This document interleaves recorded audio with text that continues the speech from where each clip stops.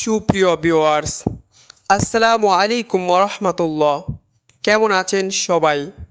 আশা করি ভালো আছেন। আজ চলে আসলাম কিশোরগঞ্জ রেলওয়ে স্টেশনে।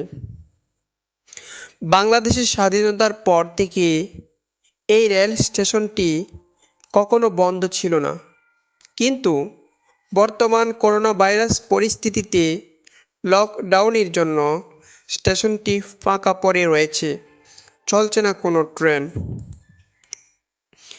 কিশোরগঞ্জ রেলওয়ে স্টেশন 1912 সাল থেকে 1918 সালে তৈরি ময়মনসিংহ গৌরীপুর ভৈরব লাইনের সাথে চালু হয়।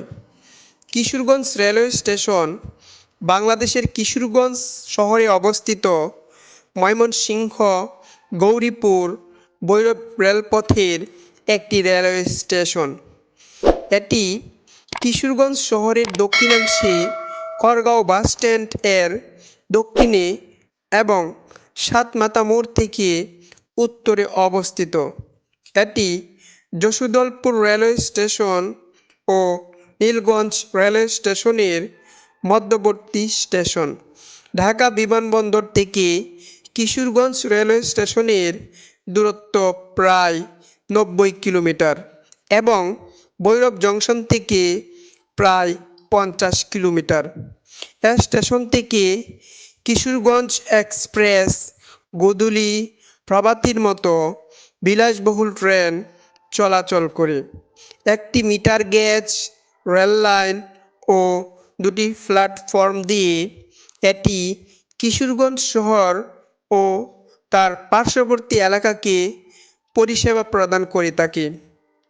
ঈদের দিন শোলাকিয়া ঈদগাহের অতিরিক্ত মানুষ বহনের জন্য এর স্টেশনে অতিরিক্ত ট্রেন চলাচল করে। তাহলে বন্ধুরা, কিশোরগঞ্জ রেলওয়ে স্টেশনের সৌন্দর্য উপভোগ করতে থাকো।